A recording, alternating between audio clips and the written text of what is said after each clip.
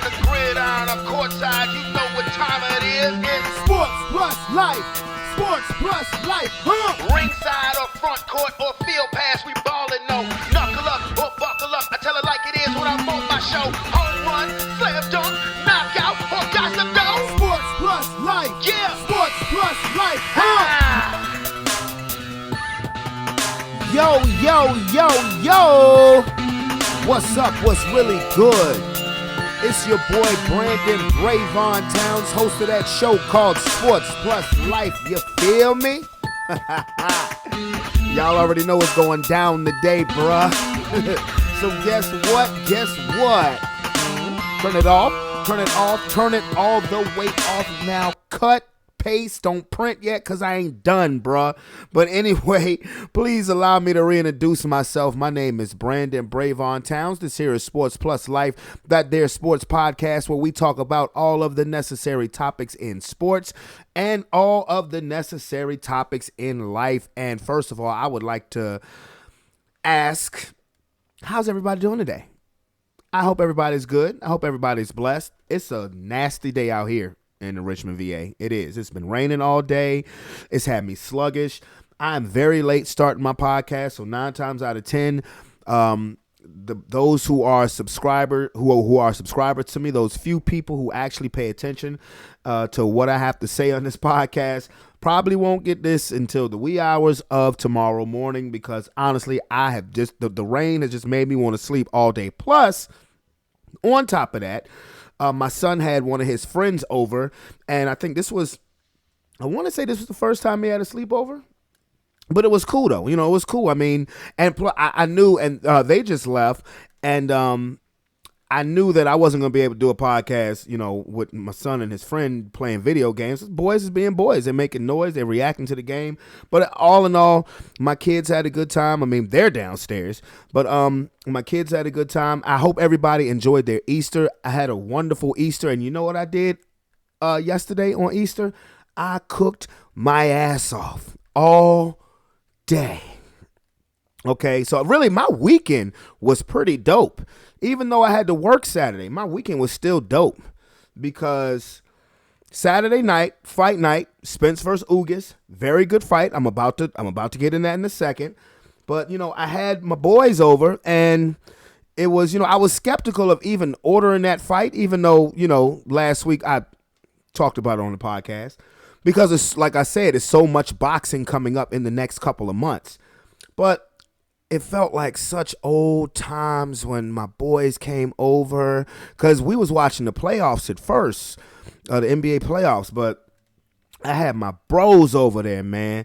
I had Calvin. You know, we've talked to Calvin. We've talked to Calvin a lot on the podcast. My homeboy Marcus, who I want to have on here because he's a basketball head. He's a basketball savant. We have a difference in opinion on things, but it would be fun to have him on here because his basketball wisdom is dope. On top of that, of him being a former player, he's a giant, 6'9". That's my nigga. That's my bro.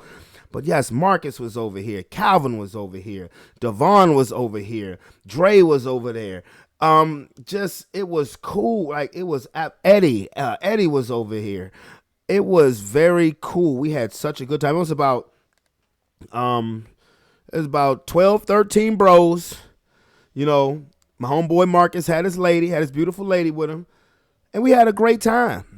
And then on top of that, after the fight was over, I was up till 3 o'clock in the morning. Well, I know my company didn't leave. The rest of my company didn't leave till 3 o'clock in the morning because we was busting spades. Do you know how long it has been since I played a game of fucking spades? I love playing spades. And me and my boy who I was partnered up against, me and my boy Devon, we was on teams against my brother Calvin and his boy Sylvester. And we took that dub, bruh. Yeah, I ain't played spades in a couple of years. For me to get that W. I talked to Calvin yesterday. He said, I ain't like taking that L in cards, but it was good playing. I said, that means you got to come over here and try and get your get back. That's what you got to do. So that's what I did Saturday. After the company left, I started filling up Easter eggs because I set up an Easter egg hunt for my kids at the apartment. Roman and London were with their mom Saturday night. So as soon as they came over yesterday, you know, they knew what time it was. It was time for the Easter egg hunt. They had a wonderful Easter. they had fun. And then after the Easter egg hunt, I started cooking. Started cooking on the grill, started frying chicken, baked ham. I cooked for about 5 hours, and that's all I wanted to do on Easter. I wanted to cook some food, watch some basketball, drink some drink, and just chill. And, you know, beautiful day. My pop came over. We had a good time. You know what I'm saying? We had a great time. Shout out Wayne Ampy. That's my pop. You know, that my pop. You know, to be honest with you, that's been my dad since my dad closed his eyes. And, you know, a beautiful human being, real talk, and keep it 100 with you. And matter of fact, he just left. Honestly, before he just left. Him and his lady just left. I mean, we was having a good old time. And like I said, with the weather being trippy, I just was a little sluggish. But it is what it is. And before I continue forward, shout out to all my HS people, all of my people in general. I hope everybody had a wonderful weekend. I hope everybody had a beautiful Easter. I hope everybody has a wonderful week. But yeah, it's time to get down with the sports talk. So without further ado, my people, let's get to it. Bring on Terrence Crawford. That was the message laid out by Errol Spence Jr. after his fight Saturday night in the welterweight unification bout between himself and Yordenis Ugas, which was a very good, very entertaining fight. And I guess I gave away who won because Errol Spence stopped Ugas in the 10th round. Again, very entertaining fight. Both fighters got rocked. Both fighters got hurt. And now, bottom line, no excuses. I don't want to hear any more excuses about why Errol Spence Jr. and Terrence Crawford are not getting in the ring. Terrence Crawford is no longer with Top Rank, so that is out of the way. Boxing has dropped the ball so many times on making these big events where the best are fighting the best. And Terrence Crawford came out weeks ago and said, I want the winner of this fight. Well, Errol Spence came out and handled his business. Like I said, the fight, you know, to me was kind of pretty much damn near even going into the 7th round. As a matter of fact, in the 6th round, Ugas knocked Spence's mouthpiece out, knocked it across the ring, and Errol Spence had a lack in judgment, looking like he was going to turn around and go get it, and Ugas clocked his ass, and Errol Spence buckled into the ropes. Then Ugas stopped because he thought the referee was going to intervene. That's when that was Ugas' chance.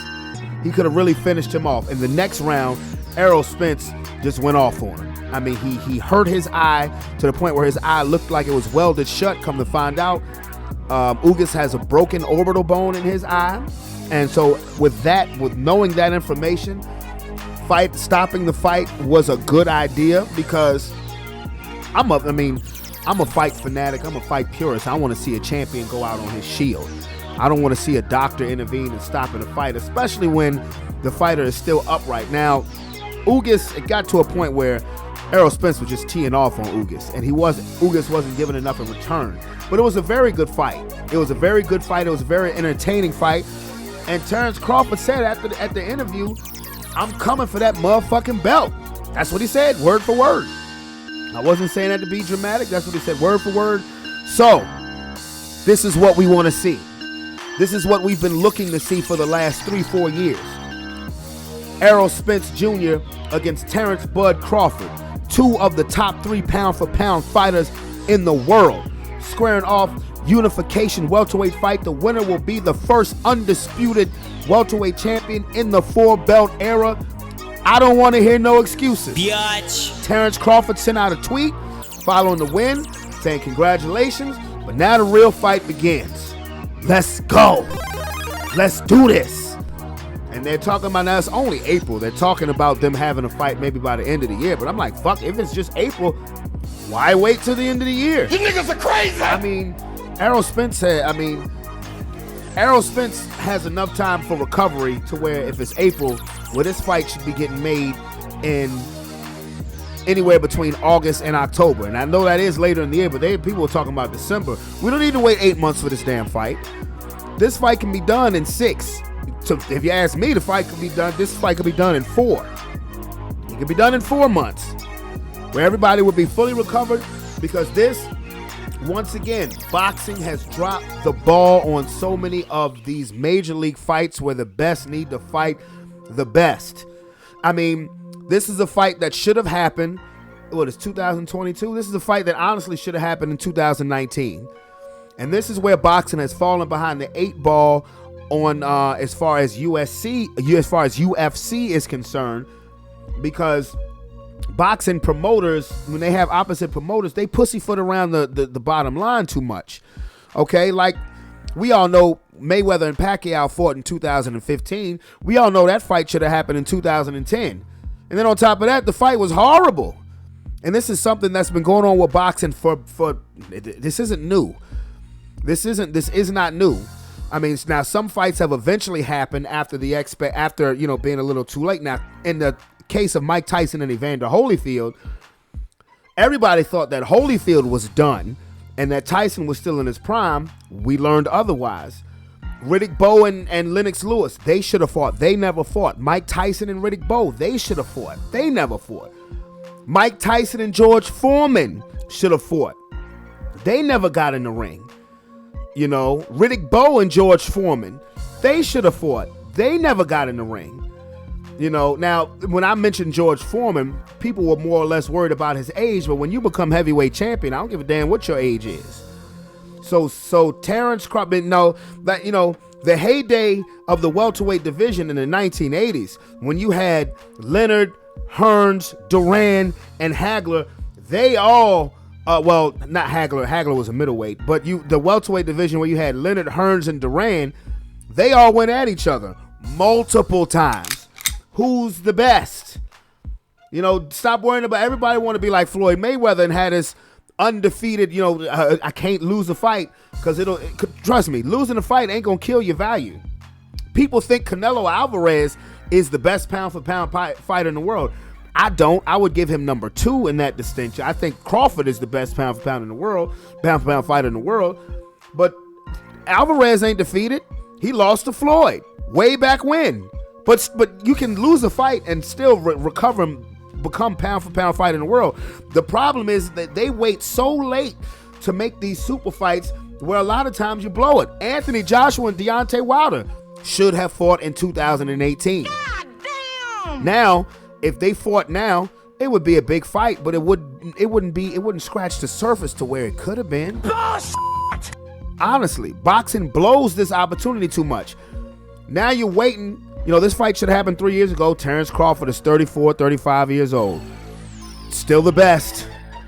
Errol Spence has had some traumatic things happen to him. Car wreck, broken, detached retina and shit like that. Okay, but now they're both back. They're both in their prime. They both are still in their prime. Let's go. And I'm gonna be honest with you. If I had to pick somebody right now at this moment who I would go with as a favorite to win that fight, I would have to go with Terrence Crawford. I know what I just saw from Errol Spence, but Ugas was sitting right in front of him trying to fight a phone booth fight against a guy whose hand speed and power was superior. Terrence Crawford's not going to do that. Terrence Crawford is a switch hitter when it comes to boxing, and he just a little mean motherfucker. And that's what I like about him. He talks his shit, and then he backs it up. Errol Spence does the same thing. This is why this fight needs to happen. 2 undefeated welterweight champions at the top of their game to fight each other to see who's the better man, and that's the way the sport needs to be. This is going to be a huge fight. I don't want to hear about it being in no damn December.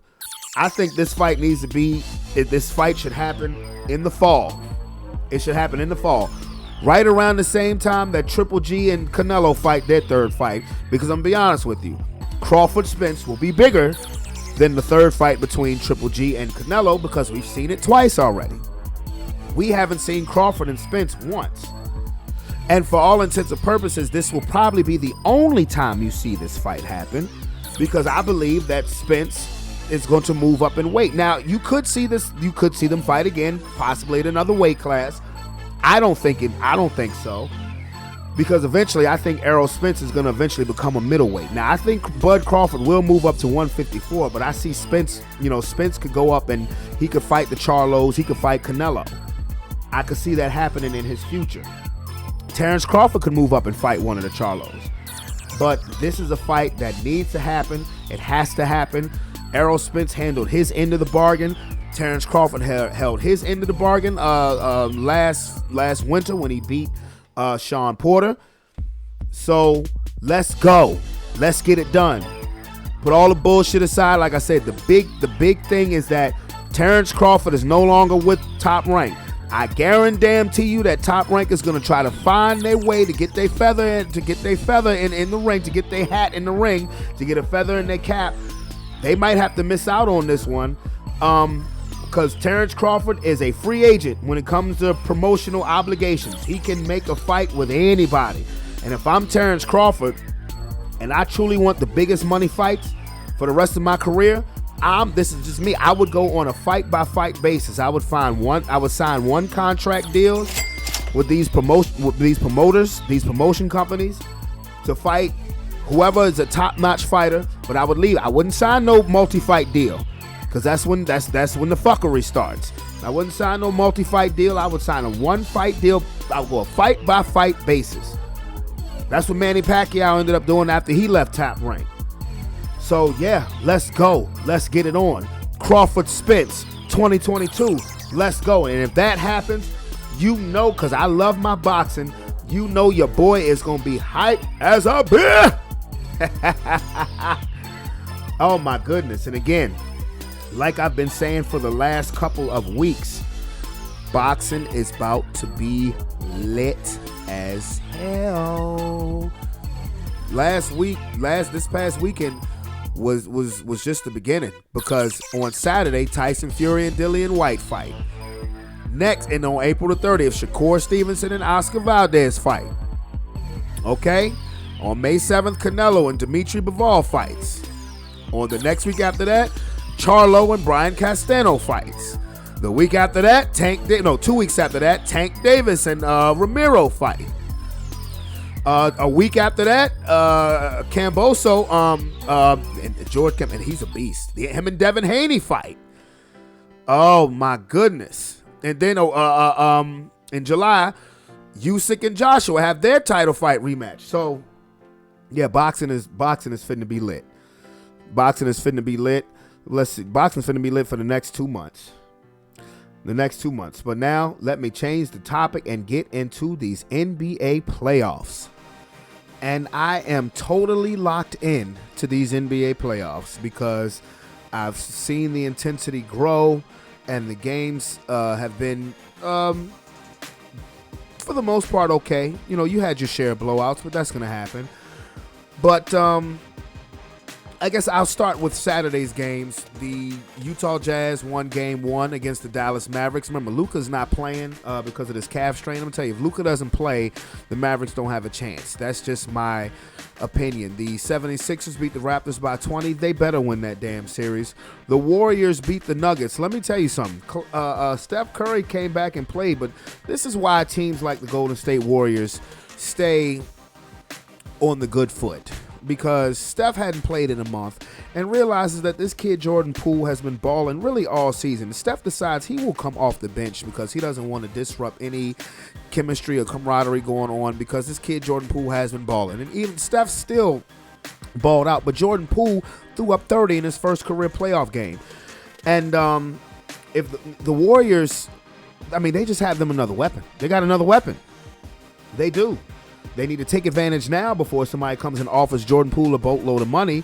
They're going to have a 3-guard rotation. That's going to be their death lineup. Steph, Clay, Jordan Poole, Wiggins, and Draymond. Or you could throw Iggy in there, whichever. But I don't give the Nuggets much of a shot without Murray and Michael Porter against Golden State. I don't. And the series that I am looking forward to the most in the Western Conference, and I said this a couple of weeks ago, Minnesota and Memphis.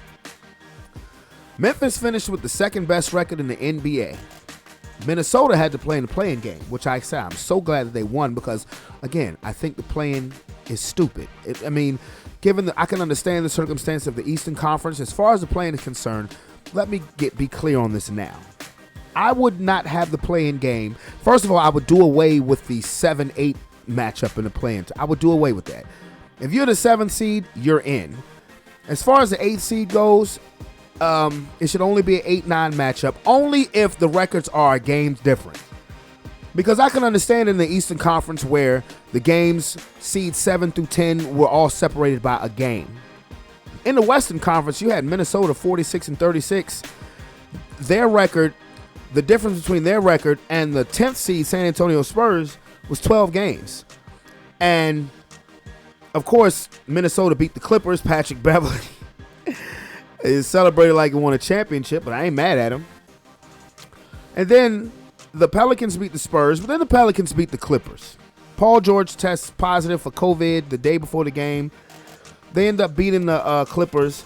But even then, I have a problem with that because the Pelicans were 36-46. The Clippers were 42-40. They did what they had to do to get in the playoffs.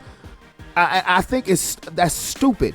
So you mean to tell me I'm 6 games better than the team behind me, but they're in the playoffs because of me? They're in the playoffs instead of me? Bro, that's dumb. But, I mean, it is what it is. Be that as it may, the Pelicans are in the playoffs. But I wanted to see Minnesota versus Memphis because these are two young teams on the rise. And to me, this is a pick'em series. It's easy to say Memphis because, again, they finished with the second best record in the league. But that is a damn tight matchup. And Minnesota beat them 130-117. Anthony Edwards, number 1 overall pick in the 2020 draft. Was it 2020 or 2021 draft? One of the two. This brother, it was a 2021 draft. Yeah. This dude, no. Look at me. It was a 2020 draft. I'm sorry. But this guy, Anthony Edwards, is nothing but the truth. 36 points in his playoff debut. Now, we already know Karl Anthony Towns. Cat is a perennial all-star, so he put up 29. But this is why I think this is such a fun matchup. Because we've all raved about Memphis all year, and rightly so. Ja, to me, is the best show in basketball. We've raved about Ja. We've raved about how well the Grizzlies have played without Ja. Dylan Brooks, Desmond Bane, Jaron Johnson, and veteran Steven Adams. Bruh, this Minnesota team match them punch for punch. Because we know Cat's a perennial all-star. D'Angelo Russell is a former all-star. Anthony Edwards is going to be a perennial all-star. Then you have guys like Vanderbilt. Patrick Beverly has given that team an attitude and a swag that it was sorely lacking. Minnesota is a live underdog against Memphis. They've already stolen home court. I was talking to y'all about this a couple weeks ago. This is a series I wanted to see. Now, on the Sunday's games, the series that I wanted to see the most was Brooklyn, and the most in the Eastern Conference was Brooklyn-Boston. I'll get into that in a second. The Miami Heat beat the Atlanta Hawks. They put out the Hawks put out the Cavaliers in the play-in game, and I really wanted to see Cleveland make the playoffs. But the Heat, I don't think they'll have much problem with the Hawks. The Milwaukee Bucks put together an ugly win against the Chicago Bulls, but it is what it is. I mean, I still, like I said, I have Milwaukee coming out the East. The Phoenix Suns, I think, dodged the bullet by the Clippers not getting in because I think they would have beat the Clippers, but you were looking at a potential 7-game series had the Clippers got into the playoffs.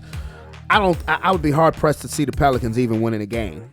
They may win one, but Phoenix should have no problem. And Chris Paul, I mean, when it got a little dicey, Chris Paul is a closer. He really is. Chris Paul is a closer. Dropped 30 last night. Now the Nets and Celtics was the game of the day. The Celtics win 115-114 on Jason Tatum's layup at the buzzer. But I'm still picking Brooklyn to win this series. I think this could go 7 games. But boy, tell me Kyrie Irving ain't a bad boy. And then the thing that most everybody was talking about was his interactions with the fans and him flipping the fans off. I don't have a damn problem with that. And this is what Kyrie was thinking about it. Look, I mean, I'm just where I'm from. You know, I'm used to all these antics and people being close nearby. It's nothing new when I come into this building, what it's going to be like, but it's the same energy they have for me, and I'm going to have the same energy for them. And it's not every fan. I don't want to attack every fan, every Boston fan, but, when people start yelling pussy and bitch and fuck you and all this stuff, it's but so much you can take as a competitor. And, we're the ones expected to be docile and be humble and take a humble approach. Nah, fuck that. It's the playoffs. This is what it is. I know what to expect in here, and it's the same energy I'm giving back to them. It is what it is. I'm not really focused on it. It's fun. You know what I'm saying? And like again, where I'm from, I've dealt with so much. So coming in here, you relish it as a competitor. And this is, I'm going to keep repeating myself when I say again, but this isn't my first time in TD Garden. So what you guys saw and what you guys think is as entertainment, or the fans think is entertainment, all is fair in competition. So if somebody's going to call me out of my name, I'm going to look at them straight in the eye and see if they really bout it. Most of the time, they're not. Kyrie, to that point, do you feel like the hostility that you get still? Let's not focus on this. Like, ask me questions about the game. Like, it's not about the fans. The fans aren't playing. From a basketball standpoint, yeah. Do you feel like the hostility you get? There's no hostility, bro. It's basketball. Well, you were flicking some people off. I'd say that's some hostility. From what? What point? Are you guessing that that's hostility, or like hostility for me is like growing up? Well, we've never seen that from you this season, where you are running down the floor flicking people off. This is the first time you actually caught it, because it's a big-time game. I respond in different ways. You know what I'm saying? I'm not trying to focus on that. If you want to ask me questions about the fans, go ask them. Go on the street and ask them questions, all right? But I'm asking from your perspective, from a basketball perspective, do you feel like the hostility that you get? It's not hostility, bro. Do you feel like the energy you get from fans in this building brings Embrace out it. the best from you? Embrace it. Embrace it. It's the dark side. Embrace it. Man, when I heard that interview, particularly the end of that interview, I was like, golly, that sounds like something that Kobe would say. And Kobe was Kyrie Irving's mentor. And I mean, he does embrace it, and Boston fans better be careful, because he ain't one of them fragile dudes who's mentally weak and can't stay in the smoke. Who can't stay in the smoke. Kyrie Irving is a different dude. You talk shit to him, it's gonna raise his level of play. And I didn't have, there have been people who've had a problem with it. There have been people who haven't had a problem with, him flicking off middle finger. I don't care, because, like you said, all's fair in competition. As long as, it's not turning violent or anything like that, I don't care. Because one thing that's not going to happen, fans are not going to stop heckling athletes. So don't get mad when the athletes clap back. And if it's not in a violent way, if they're just talking shit back to you and doing their thing on the court, hey man, let it ride. Now, like I said, Boston won at the buzzer yesterday. Kyrie dropped 39 points. He dropped 39 points and put on a show in the fourth quarter. Now, what I don't expect to see happen again is Kevin Durant play so inefficiently. I don't think that's going to happen again. But this has the makings of a great series. And you think, hard-headed ass Boston fans are going to stop? Even though you got Kendrick Perkins getting on First Take this morning saying, yo, please don't poke the bear. Leave this dude alone. You think that's going to stop hard-headed ass fans in Boston? I do not think so. They'll probably end up coming at him harder.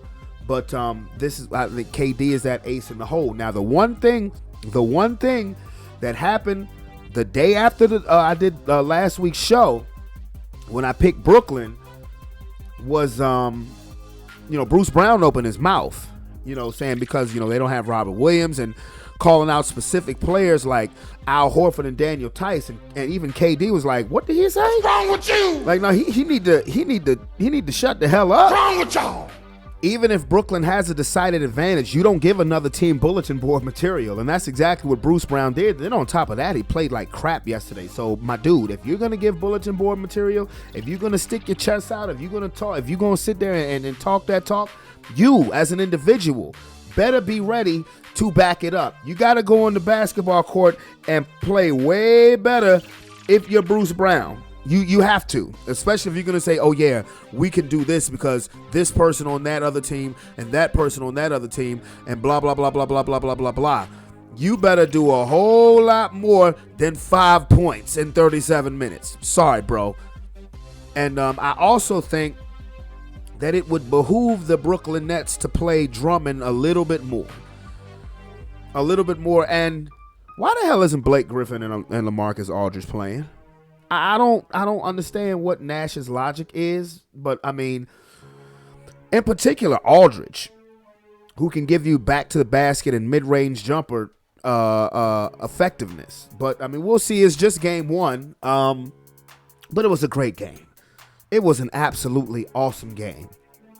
It was an awesome game. Now, tonight's games, let's see who we got playing tonight. Philadelphia and Toronto, they're playing tonight. I believe Golden State and Denver playing. I want to say it's 3 games on tonight. But I am fully engaged in the playoffs. I am fully engaged because, it's just that time. And Utah and Dallas play. It's just that time. I'm fully locked in all the way. And as I say that I'm fully locked in all the way, I got my compadre on the phone who's not thrilled with the events that happened in yesterday's playoff games, but I mean, he's right there with me. What up, bro? Hey. Not thrilled is right.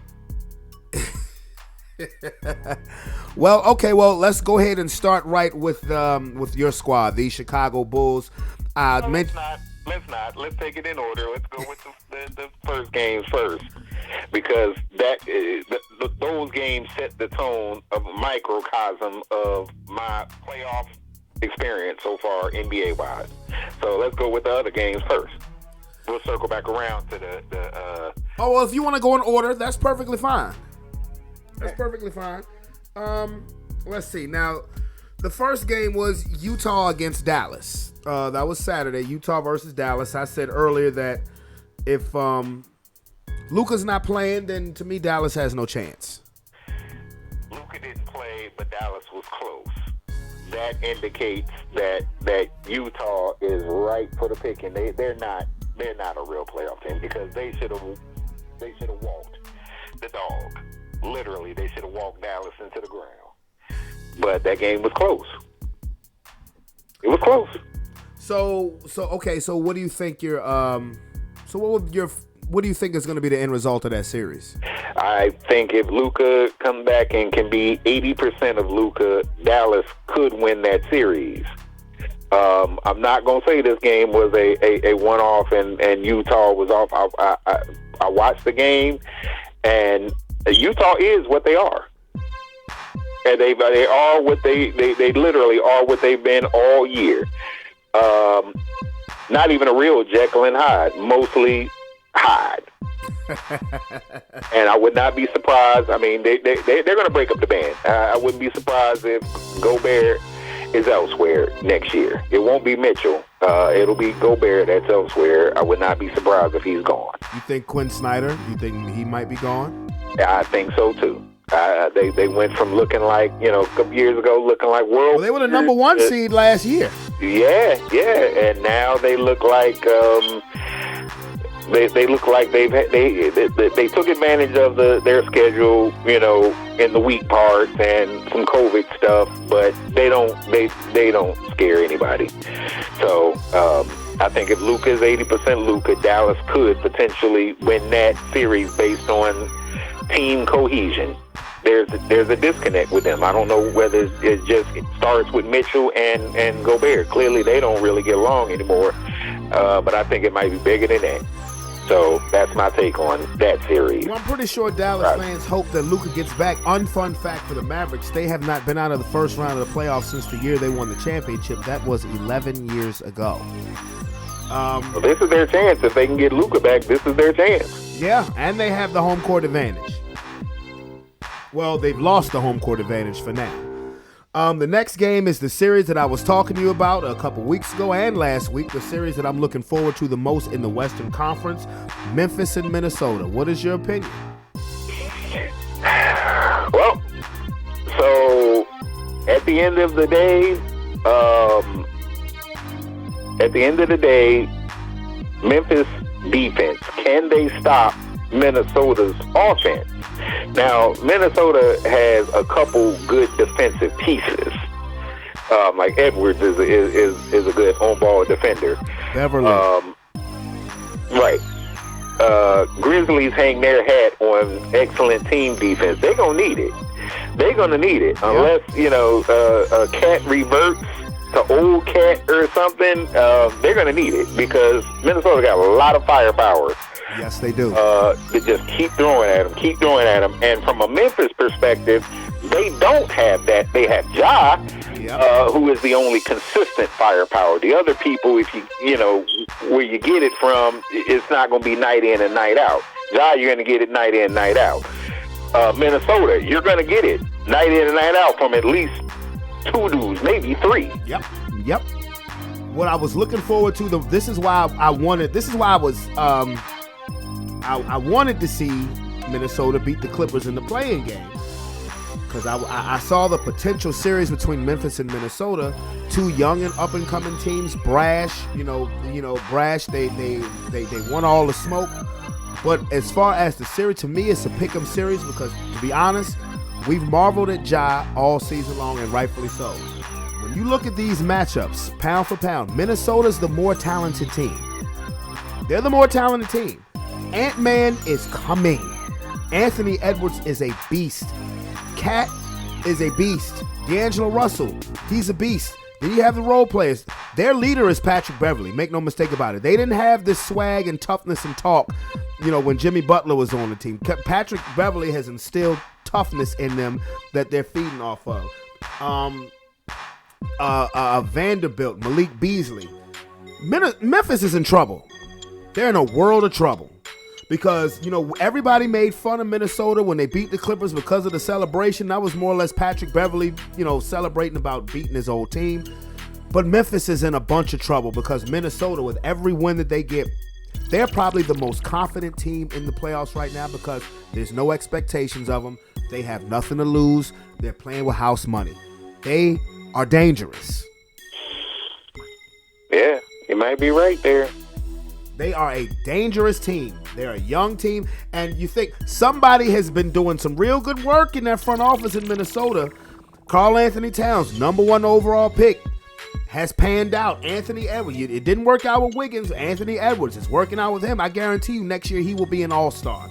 You picked when they picked up D'Angelo Russell last year, I thought that was a good fit for them. He was a #2 overall pick. Somebody is doing some work in that Minnesota front office. They are a dangerous team because they have nothing to lose, and their swag is off the chain right now. And they don't care. They don't care. And Minnesota, and Memphis, like I said, this has 7 games written all over. But I tell you this: if Minnesota wins tomorrow night, it's over. Right. Yeah. Because Memphis ain't been playing together long enough to overcome losing home court and an 0-2 deficit. Right. I think Memphis has to win game 2. If Minnesota goes in there and take both games in Memphis, it's over. It's a wrap. It's a wrap. Yeah. Yeah, that's probably an accurate assessment. I just, again, my thing with Memphis is, where is that extra firepower going to come from if you're going to get into a run and gun with them, which you shouldn't. I don't know if they can help themselves with Ja, but if anything, if they're going to win this series, Ja got to be a point guard for real and control the pace of that game. Right. Instead of trying to turn into a track meet, because they can't beat them in the track. They can't, because Minnesota, you have 3 guys that can throw up 40 points on you. Right. You turn into a half court, then the game changes a little bit. Yeah, Cat can still be effective in the half court, but you'd rather them go ahead and eat up 20 of that 24-second shot clock and him take the shot than them getting it running, because then you got the role players getting involved. Half court set, not so much. Just play Cat straight up and let him do whatever he's going to do. Well, I think this is going to be an absolutely fun series because Minnesota has upset the apple cart in game 1 by coming in Memphis and smacking them in the mouth. And they're smacking them in the mouth. And now let's see how Memphis responds, because they have to respond. So, yeah. Next game, the 76ers, they beat the Raptors by 20. Much of a surprise for you? No. Well, yes and no. What surprised me was the point guard play. We're not even going to talk about Harden because Harden, he didn't really do anything, significant. I mean, he played, but Maxey thoroughly outplaying Van Fleet. Yeah, Maxey, he's arriving. Now, I don't know if I expect that same in game 2, but clearly, if Van Fleet don't wake up and how to play Maxey, that series is definitely over. It's not even going to be close. Right. Because now, as Sixers, you thinking, okay, all we got to do is take out Harden and Embiid or slow down Embiid. If they getting it's like getting 28 from Tobias Harris. Yep. You know what I'm saying? You're going to lose that game if Tobias Harris has 28. It's a L. Which he's perfectly capable of doing, but hasn't really done that since Harden has got there. But, I mean, I know that Toronto won the season series against Philadelphia, but I'm just of this mindset. Philadelphia better win this damn series. Period. Well, I mean, again, if you look at those season series, it was Van Fleet outplaying at the point guard position plus Toronto's depth. Their role players getting in on action. You didn't have that in game 1. That Scotty Barnes injury hurts, though. Yeah, it does. It does. It kills that switchability 1 through 4, maybe even 1 through 5 in spots. Yeah. I mean, I would still expect Toronto to take a game or 2, but yeah, that hurts. Yeah, because they've already ruled him out for tonight, but they said he's feeling better. But I saw the ankle sprain. I mean, it was, I've seen worse, but I mean, that could keep him out. I wouldn't be surprised if he didn't play game 3 either. Let's just put it. I wouldn't be surprised if he didn't. I wouldn't be surprised if he didn't come back until game 4. The nightcap game of Saturday night was Golden State beating Denver by 16 points. I said this before we got on the line. This is why teams like Golden State stay on the good foot. Steph Curry hadn't played in a month. Sees what Jordan Poole is doing. Hey, I'll come off the bench. A 2-time league MVP and 3-time champion is coming off the bench because he sees a guy that was in the G League last year playing his ass off, and he's played his ass off all season. To me, this makes the Warriors more dangerous. Now, midway through the season, I had Golden State coming out of the West till I just could not ignore Phoenix any longer. But there's a new death lineup for Golden State now. Steph, Clay, Jordan Poole, Wiggins, and Draymond, or if you want to replace Wiggins with Iggy. What did you think of? And to me, Denver's just out. Yeah, I don't. Denver's just out winning the series simply because of depth. Denver, I mean, they don't have all their weapons. So I mean, Jokic is the MVP of the league. Basically, has kept that team in contention. But at the end of the day, he's one guy. They got a couple other guys, but not like Golden State, not like Phoenix. And so basically they just let him do what he does and take out all these peripheral people. If they had their full complement of people, might be a different story, but they don't. Oh, if the Nuggets had their full complement of people, they would not be a 6 seed. I tell you that right now. Right. They may be in the 3rd seed. But yeah, but it is what it is. Series, I'm not going to pump up Golden State bigger than what they are. They're taking advantage of a depleted team and a 6 seed, and that's it. All right, well, let's move on to Sunday's game. Did anything about the Heat's blowout over the Hawks surprise you? No. Now, them getting they supposed to be getting Collins back, right? I haven't heard anything about that. Yeah, I thought that they were supposed to be getting Collins back. I read something about that. That would help. Yeah, that would help. But with the Hawks, I mean, they are what they are. Trae Young is not the Trae. And they go as Trae Young goes, and that's it.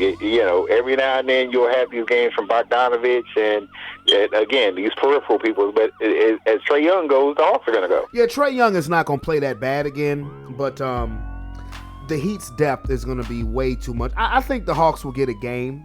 I would be surprised. I would be honestly surprised if the Hawks got 2 games. Miami's depth, which I've been raving about all year long, nothing surprised me about game 1. Plus the fact that the Hawks just had to play 2 games just to get in the playoffs. So, but yeah. I think the Heat handled their business correctly. Now, the game of the day was clearly Boston and Brooklyn. So, before I get into the aspect of the game, did you have a problem with Kyrie flipping off fans? I did. You did? I did. Okay. Explain. And I'll tell you why. I mean,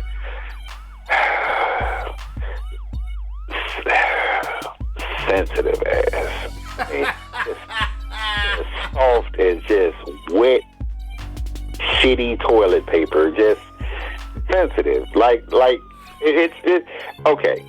This interaction with the fans and players has always existed.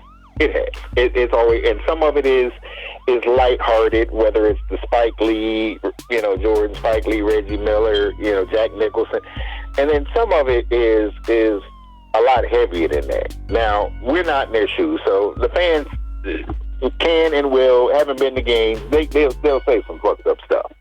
They will. But you're a professional, and that's to be expected. It's to be expected. It's always happened, and I'm sure throughout the eras, if you go all the way back to Bill Russell, bro, could you imagine the stuff that was said to that dude? Oh yeah, and he played the stuff that was probably said to Bill Russell at home games. Oh yeah, Boston. All of those older players, Wilt. I mean, heard all of that stuff. So probably some of the worst. I will kill your family. Nigger, they heard it, and how did they respond? They went out there and dropped 40. Well, Kyrie dropped 39. I mean, damn. Yeah, but this comes after the turning around, going in the tunnel, and turn around and coming back to confront the old man with the phone. See, it's one thing you just threw them fingers up, but he had a previous situation, maybe a week ago, 2 weeks ago. Yeah. It's a thing now. It's a thing with a lot of these players. It's LeBron. Get him out of here because I didn't like what he said. Come on, man. Play the game. Hey, how about you put that energy onto the court and win the game instead of stopping the game to go point out a guy in the crowd that you won't remove because you didn't like something he said. Sensitive asses. It irritates me. Sensitive asses. And then in terms of Kyrie and his fingers, yeah, you can't control what that guy in that crowd said, and I will say this. Maybe not now because my kids are basically grown, but let me have been in that game, and I got young kids there. That guy in the crowd, if he's saying something like that, I'm probably going to say something to him, but you're the professional, Kyrie. How about you show that professionalism? I'm with Shaq. I mean, with Shaq and what Barkley said in terms of that. They basically said the same thing. Sensitive, tissue paper, soft. Now, Barkley is not exactly the best guy to actually address that in that way because in Philly, he was shown that he could be rubbed that wrong way. In terms of that, but they crossed in terms of his reactions and out in throughout his career, or at least in one situation in his career, it crossed that verbal line. It crossed over to the physical. You spit on it. So that's a little different. Well, I didn't have a problem with Kyrie flicking off fans. You know why? Because of the explanation that he gave in the press conference. I ain't nobody trying to hear that bullshit. I'm just being honest with you because I'm like this. If you talk shit to me and I talk shit back, the only reason why I don't have a problem with him because it raised his level of play. We ain't talking about Ben Simmons now. If a fan is gonna talk shit and you talk shit back, just like when Reggie Miller and Spike used to do it, even though we know that was more fun and even though they were serious, it was more fun in games. They had a mutual respect for each other as people. But if you're a fan and you're gonna talk shit, as long as it doesn't turn physical and then the player elevates his level of play, I don't have a problem with it at all. Now, if you're gonna, I don't care about the level of play. I don't care if he scored 50 or scored 10. I lost a lot of respect. Not that I really had a great deal of respect for Kyrie Irving in general. I don't really have respect for a lot of them. They're professional basketball players. I don't know them personally as men to respect them. Right. But through their actions in the public forum, I can feel like they are disrespectful.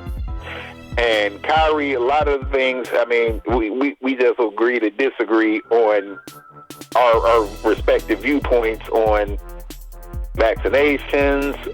Well, I think that he should have been vaccinated. I've always said that. Well, I wasn't talking about you. Oh, okay, And you, okay. we agree on that. I'm talking about me and Kyrie's. Oh yeah, I got you. And we just have to disagree on that particular subject. And because of that, I think that people in those positions. This is totally off topic. I just think that people in those positions, whether it's him, whether it's the Nicki Minaj, Busta Rhymes, come on, man, use your platform for something else. Because discouraging people of color, when from day one that thing has been killing us more than anybody else on some nonsensical. It just I can't get behind that, and I don't know. But anyway, I what I'll say about the series is simply put this: you also got to learn to keep your foot on the gas. No, ain't that right? That's it. Because one thing, Kevin Durant's not going to be that inefficient anymore. Well, he was partially in it because their defensive scheme against him was really good. It really was. Yeah, they sped him up to an uncomfortable level. But they got to keep their foot on the gas because they said they should have won that game going away. They should have won it. Anytime you getting that boost, I mean they're deep, but you can't count on 20 whatever from Marcus Smart every game. I don't think you can count on 20, but I think you can. But I think you can count on about 15, 16 in great defense. Yeah, but that 20. That was a hell of a play. That was a hell of a play he made at the end because he was wide open for a 3, and waited till the last second to dump it off to Jason Tatum. And Kyrie had a defensive lapse because if anything, Kyrie should have fouled him. You know what I'm saying? He should have fouled him. I mean, to say, because maybe he misses a free throw. You never know. But that was a hell of a play. I mean, that's, I've watched every playoff game. Well, when I'm not working, but I've watched every playoff game from start to finish. I was cooking the whole time that game was going on, but I'm watching it. And when that game came down to the end, when KD missed that long 3, which was great defense by Tatum, and Tatum outplayed Kevin Durant yesterday. Make no mistake about it. Round 1 goes to Tatum, clearly. I thought Jaylen Brown was going to take him off the dribble. But Brooklyn, I was about to say New Jersey. Brooklyn actually did get back defensively. Marcus Smart and Jason Tatum just made a play. But I don't think KD is going to be that inefficient the rest of the series. I understand Boston's defensive scheme was very good. I still have to give the edge to Brooklyn. Because when you're the 7th seed, you're just looking to win one game. I'm gonna tell you what. You say that, but I'm gonna tell you what. Two things for Boston. They can play the exact same way they just did. But the difference is Tice, more so Tice, because he got more than a 2-inch vertical. Horford, he got about a 1.5-inch vertical now. Because if he could get off the ground, he missed so many bunnies. Yeah, he did. He did. But he still dropped 20. Yeah, him and Tice. I mean, their size advantage was clear. But you see, this is the issue right here. Bruce Brown, and remember, last week I clearly said I thought Brooklyn was going to win. Then, of course, shit always happens after the podcast. Bruce Brown went and gave Boston bulletin board material saying, we're going to beat them because Robert Williams isn't playing and we're going to attack Horford and Tice. And who killed him in the first game? Yeah. And then Bruce Brown, for his own self, only had 5 points. So that's why I was saying before we got on the phone, if you're going to talk shit, you better show up as an individual to play. That's what I'm saying. That's why I didn't have a problem with what Kyrie Irving did, because Kyrie Irving showed up to play. If Bruce Brown, if you're going to give a team bulletin board material and call out certain players, you better back it up as an individual. And the guys who killed them, of course, Tatum was great. Jaylen Brown was great. But the guys who really killed him was the dudes you called out. Exactly. I mean, the thing about Horford is if you're running, Horford is a liability. But if you settle into that half court set, he's not a liability anymore. No. He's a legitimate offensive weapon. You can run your offense still through him. got the same moves. Yeah, you can run your offense through Horford. Right. I mean, he's a multiple-time All-Star. His game hasn't really aged that much. He just doesn't get off the floor with his vertical as much as he used to, but he's a very smart, intelligent offensive player who can run your offense through. But and if your ace in the hole was Drummond, well, guess what? Drummond's on the bench in foul trouble because of Horford. And I said that. I said, note to self, if you're Steve Nash, you may want to get Drummond in that game more often. I understand he was a little bit of foul trouble. And Claxton didn't play bad, but I think, for Horford, for Tice, Drummond's a better option. Drummond is a much better option. And you might want to put LaMarcus Aldridge on the damn court. You may want to think about that. I'm just saying. That's all. I'm just saying. But we're gonna see this series. We're gonna see what kind of coach Steve Nash is, because he's really gonna have to make adjustments. He's really gonna have to make adjustments. We're gonna see. Now let's get to your boys, Bucks and the Bulls. Ugly game. Bucks won 93-86. The Bulls had chances. Coaching. Coaching, bro. Coaching and DeMar the black hole, DeRozan. Not the black hole. Yeah, the black hole, bro. Because your shot ain't falling. You got to do other things. You got to create for other people. They still throwing double teams at you. You can't pass the ball. You're just gonna keep going at Giannis, of all people, trying to shoot over Giannis, even though at the end of the game, you do know that was foul on Giannis. That was his sixth foul. I do. Yeah, but they didn't call it, so they didn't call it. But see, that's where the coaching come in. Billy Donovan, you can't challenge. You won't use a challenge. It's a minute and a half left. What are you keeping it for? Right. Use your challenge. That was a perfect opportunity. Use your challenge. So it's a combination of things. It's the coaching. It's the poor shooting effort from everybody, basically. Everybody on the court. Like, who didn't shoot poor, really? That fourth quarter, everybody was just stinking it up. Bucks and right. The Bulls. Right, but don't take. I mean, I can live with good shots that you just having an off night. But you taking bad shots, you just determined to shoot it no matter what. Got a man wide open in the corner for three, the Kobe White, a guy that can hit the three, and you just turn it down to shoot over a double team. It makes no sense. I know you were sick when Vucevic missed those two bunnies at the rim late in the game. I was. I know you were. Bunnies, man. It make me think of what was the movie with Adam Sandler and Jack Nicholson, Anger Management. Oh, Anger Management, yeah. He's like, you better dunk that shit. Like, come on, Vooch, dunk that, man. Yeah, I know, because he was literally an inch away from the basket. I know, when I saw that, I thought I almost called you, bro. I almost called you. Because I know you were sick to your damn... I would have gave him the lead, too. I know you were sick to your damn stomach when you saw that. And Vooch... Vooch played well. Stat-wise, he had a good game. Yeah. Stat-wise. But it was a poor shooting game because how many wide-open threes did he miss? Well, I mean, you're right, because he had 24 points, but he was 9 for 27 from the field. Right. And he shot 3 for, 12 or something from 3 points? 2 for 10. 2 for 10. That's 10 field goal attempts, man. Okay, ain't nobody asked you to 50%, but can we at least get 40, maybe 30? You know. But anyway, all that's neither here nor there. The point is bad coaching, bad decision making down the stretch. Zach also, you didn't need to take that 3-point shot. He can hit that shot occasionally, but you didn't need to take it in that situation. Yeah, plenty of time. You could have got a better shot rather than, a few feet behind the 3-point line, flinging up a three. DeRozan, I don't know how the series is going to go. DeRozan and Levine combined 12 for 44. Yeah, that's what I'm saying. I mean, and I'll say in the case of Zach, with the exception of that 3-point shot, he didn't take a lot of bad shots. I mean, to the extent that he takes those kind of shots.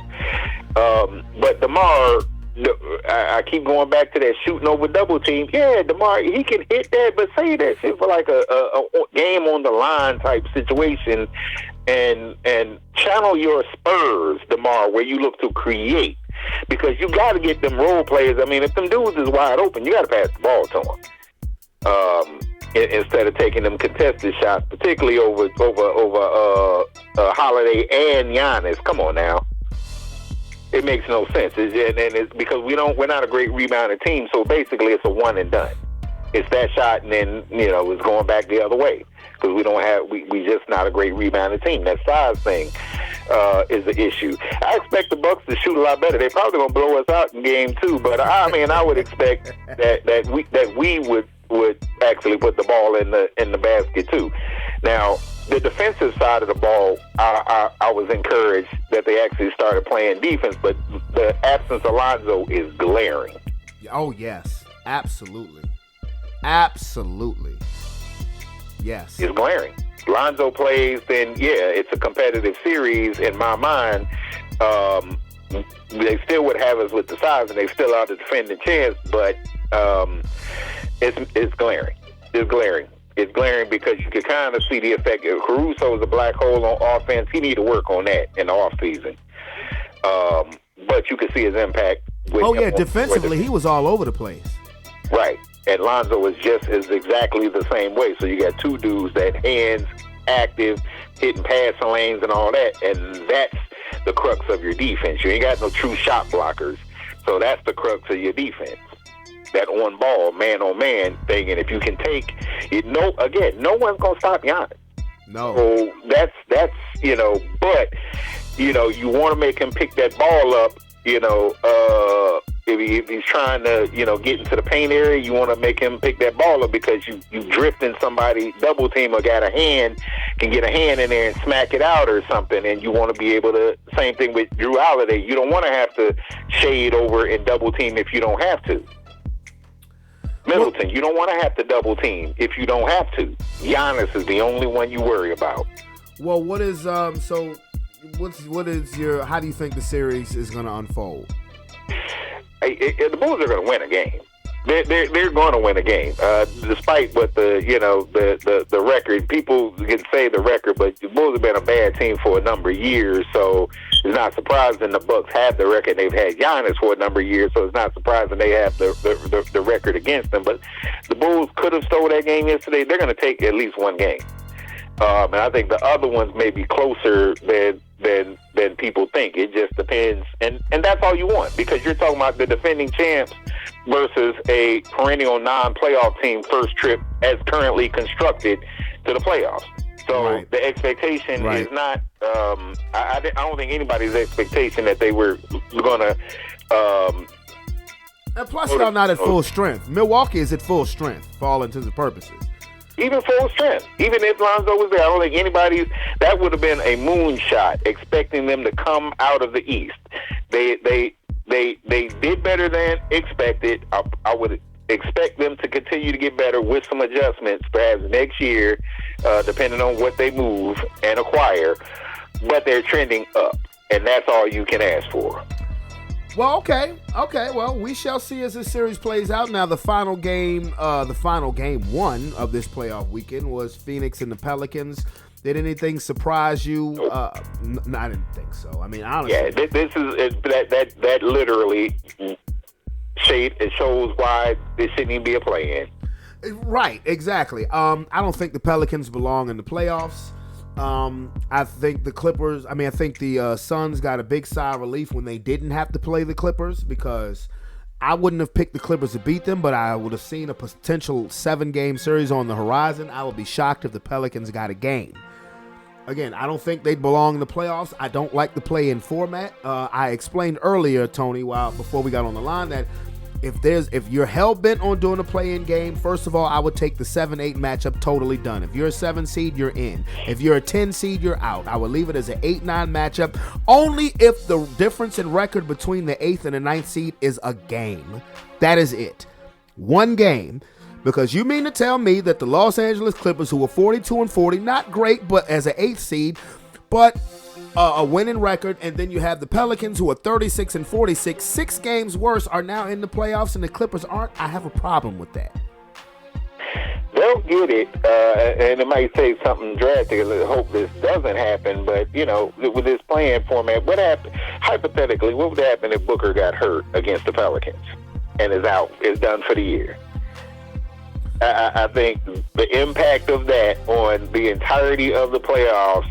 Even if Booker got hurt, I'd have the Suns getting past the Pelicans. They wouldn't get past anybody else. Yeah, but that's what I'm saying. You get the whole landscape of the playoffs, both East and West, finals, everything is impacted because you just determined to have a team that shouldn't be in the playoffs, in the playoffs. Right. For no particular reason. Like, is it generating more? Is it about the revenue? Is it what? It's clearly a money grab. It's clearly. I understood the play-in format more in the Eastern Conference this season because the difference in record from seed 7 to 10 was 1 game. That's it. But in the West, where the difference was 12 games, there's no need for that. There's no need for it in the East. How many seasons? There have been seasons. I just said this Pretty season. No, I understand what you're saying. It comes down to that last game or two that somebody's trying to make it in, and they got to win, and they're in, you know, and occasionally it's head-to-head. So what's the difference? You just add extra teams, but it's the same thing. Well, like I said, if they're hell-bent on doing some type of a play-in format, I would not have a 7-8 matchup.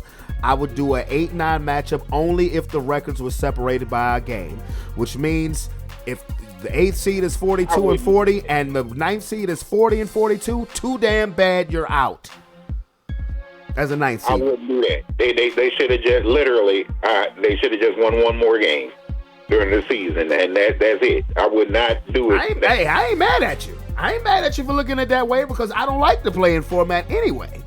But it seems like the NBA is hell-bent on doing it. You know, I'm not mad at your logic because we're on the same page. We both don't like the play and we think they should do away with it. But it's clear that this is a money grab and they're going to be hell-bent on doing this. But San Antonio, the Pelicans, they didn't deserve a shot to get in the playoffs. They didn't deserve a chance because they sucked during the regular season. Like you said a couple weeks ago, all it's going to do is encourage teams to rest people more because, hey, well, I'm just trying to make the 10th seed instead of the 8th seed. Right. You know, so, I mean, it is what it is. It is what it is. You hear Master P saying that he wanted to be the coach of the Lakers? No, I didn't hear that, but, I mean, that's typical. Well, first of all, it's not going to happen. I'm a big Master P fan, but he said he would bring Shaq on as an assistant coach. I just thought that was pretty funny. Did you check out any USFL? Would Shaq want to be an assistant coach? Probably not. Shaq wouldn't leave the gig that he's at now. Shaq ain't leaving TNT. He got the sweetest gig on television. Exactly. He got the sweetest gig on television. But did you check out any USFL? I did, and I got a question about the USFL because it doesn't. Why is everything in Alabama? What do you mean? Huh? All their games are all their games scheduled to be in Alabama? I'm not sure. Hold on, let me see. Yeah, I think that because I didn't realize that was the case until it was on the Cowboys forum, and they were talking about it. And they were talking about the game that Garrett was calling, and they were talking just in general. They were saying that it must be a money thing or something. They couldn't find any colleges that were willing to host these games. Maybe, or something. I know what I did watch is the games that I watched yesterday were empty stadiums. Now, them TV deals ain't gonna last if them stadiums ain't getting some people in it. They have a game that's actually about to kick off in 30 minutes. But they said 3 million people watched the opening game on Saturday. I mean, that doesn't surprise me, but I'm not trying to be funny or pessimistic. I fully expect those numbers to probably dwindle as the season goes along. Even though me watching Jeff Fisher coach was quite funny because he even lost yesterday as a damn USFL coach.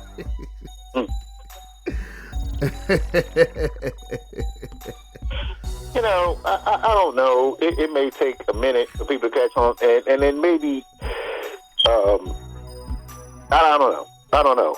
But I wouldn't necessarily use this first go-round weekend as a barometer whether or not it's going to have any level of success. It might just take a few minutes for it, a little bit for it to catch on. And then it might take also some other familiar faces. I'll tell you what is interesting about that. What's the fan sponsored league thing with T.O. catching the touchdown? The controlled fan league that T.O.'s trying to get Colin Kaepernick in? Yeah. Yeah. But who knows? I hope it's successful. But we'll see. I think it's going to take some more familiar faces, maybe some controversial faces over there to draw attention, and then maybe it's competing on some level against the NBA right now. Who knows? Well, yes, all USFL regular season games will be in Birmingham, Alabama, and when the playoffs start, they will be played in Canton, Ohio. Why that's the format, I don't know, but that is all postseason games, including the championship, will be at the Pro Football Hall of Fame in Canton, Ohio. So I don't know if it's a convenience thing. I don't know if it's a COVID thing. But yeah, I didn't know that all the games would be playing in Alabama. You told me something. So, I mean, we'll see. You said we'll see if it catches on or not. But I mean, it was pretty cool to see football. You think that would be a hub, even though still we got to hear from their mouth as to why all Alabama, but Alabama in of itself, it's football state. Oh yeah. So if anybody's gonna ultimately promote that and gravitate toward it, it's gonna be the Alabamians. Oh yeah, absolutely. I mean, because the professional team in Alabama is the college team. Right. It is Alabama, and then any given year Auburn. So that does. I mean, you're absolutely right. That actually makes sense. I know you don't do the whole boxing thing, but did you? Were you able to check out any highlights of the fight? Yeah, I watched the highlights, and as I said, I follow it peripherally. There was no question, even though it went 10, there was no question that the bull was kind of outmatched. So now we get the unification fight. Crawford and Spence. With somebody that's on paper not supposed to be overmatched. But we'll see, I just want them to put a date on it. Like that everybody wants to see. I don't know. Yes. I don't know if it's as big as say Pacquiao. No, it's not big as Pacquiao Mayweather, but I guarantee you this: the fight will be better than Pacquiao Mayweather, because I talked about this earlier on the show. That boxing has blown it so many times with waiting so long to put the fights that need to happen together. Pacquiao and Mayweather, while it happened in 2015, it should have happened in 2010. And then on top of that, the fight was horrible. Spence and Crawford should have happened 3 years ago, but these guys are still in their peak. They're still undefeated welterweight champions. Good would be for all the marbles. I think it'll be an absolutely great, epic fight, because one thing Terrence Crawford is not going to do, he's not going to try to stand in a phone booth like Ugas did and just let Errol Spence tee off on him. That was a damn good fight until round 7. Round 7, when he hurt Ugas' eye, Spence just teed off on him. Right. Because in the 6th round, Ugas knocked Spence's mouthpiece clear across the ring. And Spence had almost a coming to Jesus moment, because he tried to turn around and pick it up. And Ugas knocked the shit out of him. And he knocked, and Crawford and Spence stumbled into the ropes. But then it looked like the referee was about to intervene, and Ugas backed up, and we screaming in the house, "Get him!" You know what I'm saying? Get him! Yeah. Protect yourself at all time. And then after that happened, that's when Spence took over the fight after that round. But it was a very entertaining fight. And I cannot wait for Crawford and Spence, because the main thing that was holding up Crawford and Spence was the promotion. Terrence Crawford is no longer with Top Rank, so he's a free agent. He can sign with anybody, any promoter he wants. So this, I have no question now that the fight is going to happen.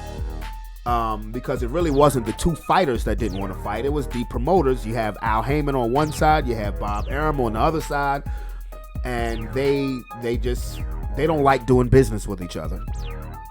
And even at the detriment of the fan base. That's why UFC is so ahead right now.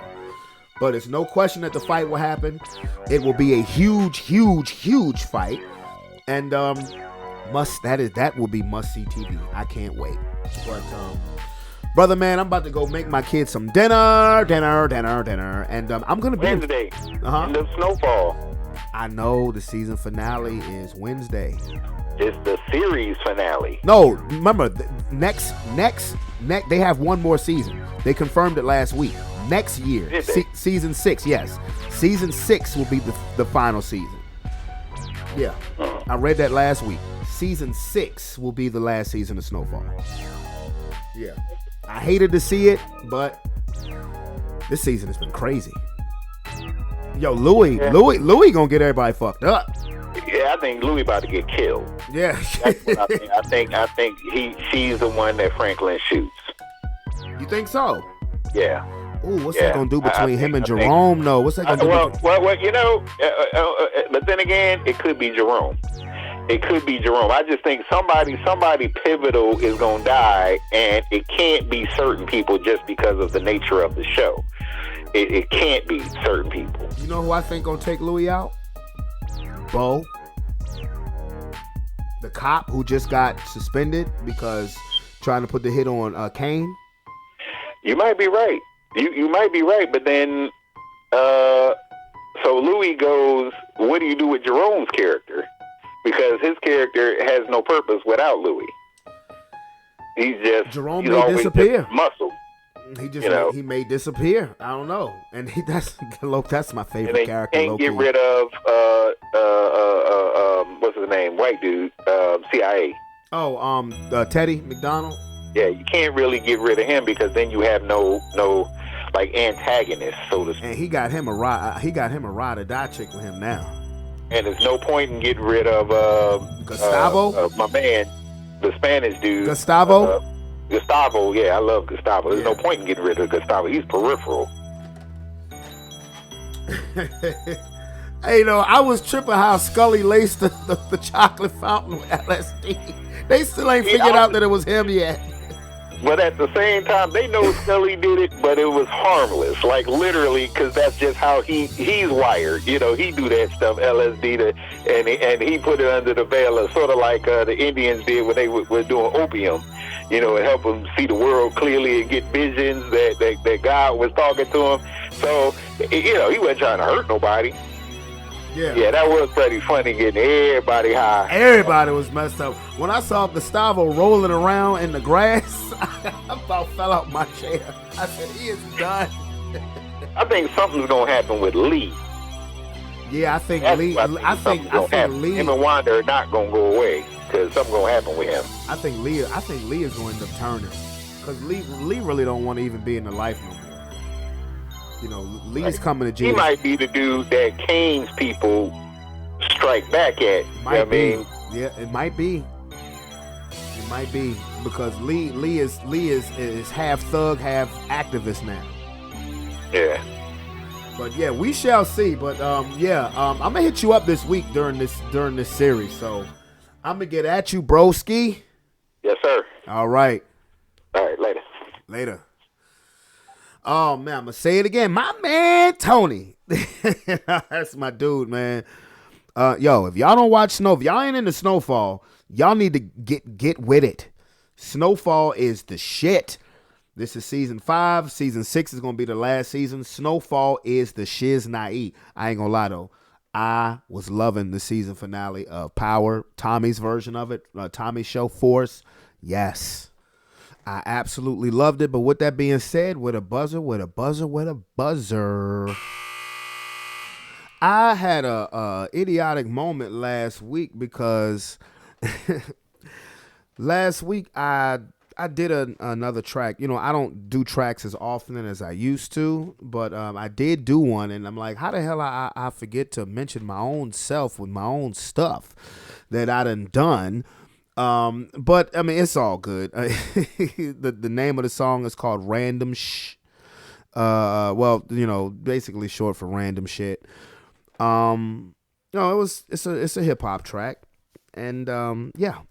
So it is what it is. But either way, again, I hope everybody has a wonderful and blessed week. I hope everybody again had a wonderful and blessed Easter. And again, don't forget to hit that subscription button and becomes part of the Sports Plus Like family. It's your boy Brandon Brevon Towns. Hey, yo, we gonna rock out today listening to my new track called Random Shit. Hope you guys enjoy. I'm gonna fade out. You're not gonna hear the total track, but you're gonna hear some of it. But I hope you guys enjoy. Hey, man, I'm out this bitch. Peace. Love you guys. Y'all thought I was all spent? I thought I was all spent. It's time to talk some more game. It's time to talk some more shit. Kind of in a random feeling of mine. So you know what? We about to get to them nice. Yeah. Brevon, let's go. Yeah. Real time for that real grind, real time for that real shine, real time to say I'm back, and real time to claim what's mine. These niggas out here tripping, catch them out here slipping, and when I bring it back, I leave them salty, Scotty Pippen. Motherfuck those who hate that Big Willie style with that face slap. I'm classic, bro, like an 8-track. Keep counting it with that full stack. I'm still a fool, but I stay strapped. Y'all know where I stay at. It's 804 until I D.I.E. My nigga, that's true fact. I'm on my random shit, make that ass clap. I'm on my random shit, make that ass clap. I said I'm on my random shit, keep this motherfucker lit, cause perfection is my weapon. Tell me who gon' mess with this? Bitches Brevon and I'm unchained, no H2O, just pure flame. Let's see these women pop that thing ass money bag, yo, and 2 chains. I'm pulling up on your booth thing, still balling out like I'm King James. I always been the beast, y'all niggas know who's spitting the best game. I'm on my random shit, random shit, random shit. Said I'm on my random shit, random shit. Get 'em, bitch. Said I'm on my random shit, random shit, random shit. Said I'm on my random shit, random shit. Talk that shit. Hey, I'm on my random shit, random shit, random shit. Said I'm on my random shit, random shit. Get 'em, bitch. Hey, I'm on my random shit, random shit, random shit. Said I'm on my random shit, random shit. Talk your shit. All my niggas, my women, put your hands in there.